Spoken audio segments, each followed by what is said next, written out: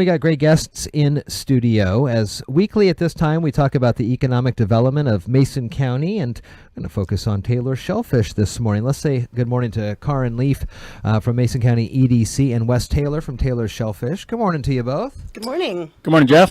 Happy to see you guys here on a Monday morning and learn a little bit more about Taylor Shellfish. Wes is the project manager at Taylor Shellfish, and Karin, always a good way to focus on businesses, bringing them in and talking about it, and Taylor Shellfish, a great one here in the county. Very great. Wes also is an EDC board member.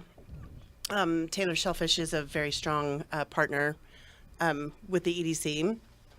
An all-around great guy. He's here to talk to us about a few things going on with Taylor. So, cool. Project manager, let's talk about some of these projects going on. First off, what's happening with Taylor? Anything new you want to share with the community? Oh, it's a busy time of year. Holidays come around. November, December tend to be really busy times. You got everyone's basically focused in production mode. You got our oyster and clam crews that are out there, working night tides and filling sacks, filling tubs, and the processing lines are working on deadlines, filling trucks, and everyone's really busy.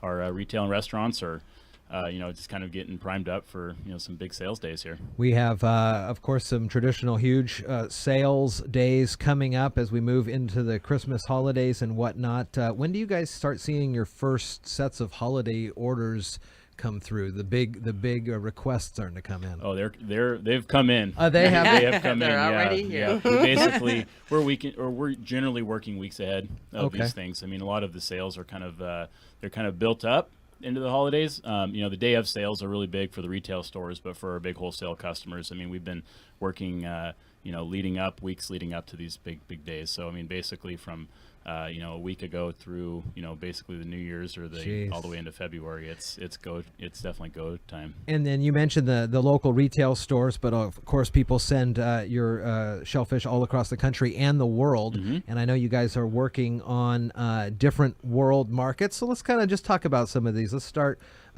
with our neighbors to the east in the Asian markets. How have the acceptance of the shellfish? I know we see huge numbers of shellfish going over there, mm-hmm. and how's that mm-hmm. progressing? Well, I mean, it's really interesting, time in the trade at this right now. It's we have a tendency to move a lot of our geoduck in particular over to Asia, as well as all the local farmers here. And with political risks and the kind of political environment we're in right now, it definitely has made for some challenges. But it's not something we're, I guess, not used to.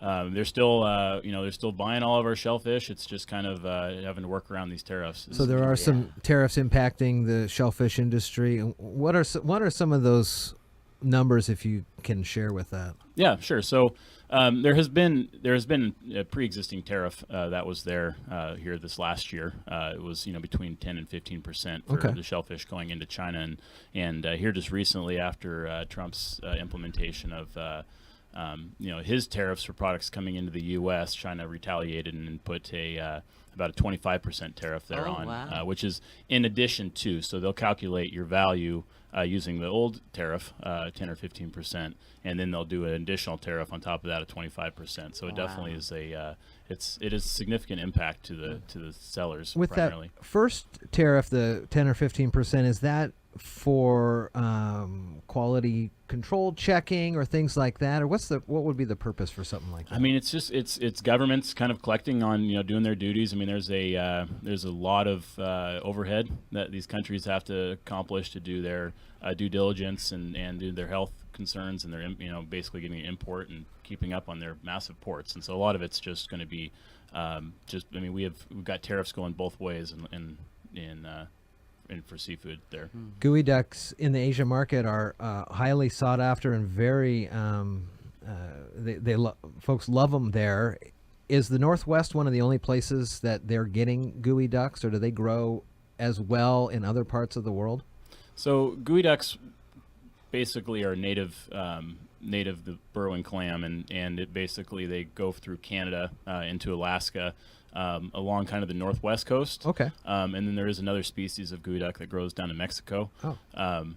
And a lot of what there's farmed geoduck, which is what we do here, which a lot of it is, you got private growers that are kind of cultivating ground, and then you've got kind of native geoducks that are growing out deep, subtidal, that people buy quotas for, and it's a more of a fishery that's managed. And in Alaska and Canada is the same way. Now let's go to the other side of the other side of the pond, across the Atlantic. How have efforts been with you working into the Taylor Shellfish into the European markets? Yeah, well, since 2006, in 2006, they started changing the motion for products being able to go into the EU. A lot of it was a retaliatory. We basically banned European shellfish from coming in the United States for risk of there being disease risk and stuff. And so the EU then retaliated and put a ban on United States products going into Europe, and that went into effect in 2010. And we basically we moved quite a few manila clams into Europe, mainly Spain and Italy, and it was definitely an impact finding another place for those clams. But right now we're kind of waiting. They've been working really hard trying to come up with a trade agreement here, and I'm really hopeful that in the next, I hope within early here in 2019 we'll have something resolved so we can start trading again back that way. So how do these tariffs and some of these bans back and forth affect the employment, especially here in Mason County? You guys still have high roll numbers of employees, not only in the south shops, but up north through Bellingham and all that? Yep. No, it's shellfish farming is very, it's very labor intensive. It really requires, crews that have to be able to go out and work, work hard, all times during the year. And, the demand is there. We've got domestic, still that we can move through, and I'd say the trade doesn't necessarily dictate, what our labor force really is. We need good work, and, the markets are going to be there. It's just, dealing with kind of the political stuff that goes along with it. Still always hiring? You're looking for seasonal employees as we move through the winter? No, we're looking for full-time employees. We've got, at this point in time, we're really focused on our production labor. We really need clam harvesters. We need oyster harvesters. We need geoduck harvesters. We want people who are interested in going out working with their hands. People who, maybe are, people don't want to be chained to a desk. People want to go out and work with their hands and have, a really gratifying, kind of type work. Yeah. And so it's there's a lot of opportunities there. You can keep an eye on our website. We have jobs posted all the time, and we had a job hiring fair there, not too long ago, and it was really successful. But we kind of want to keep looking for some good work. Very cool. That's great. And again, a continued boom into the economy is Taylor Shellfish. They got to be a great partner in Mason County. They are, very much so. Karin Leaf here weekly talking about things that are great in the economic development of Mason County, and this is one of them for sure. Project manager at Taylor Shellfish, Wes Taylor, here with us this morning. And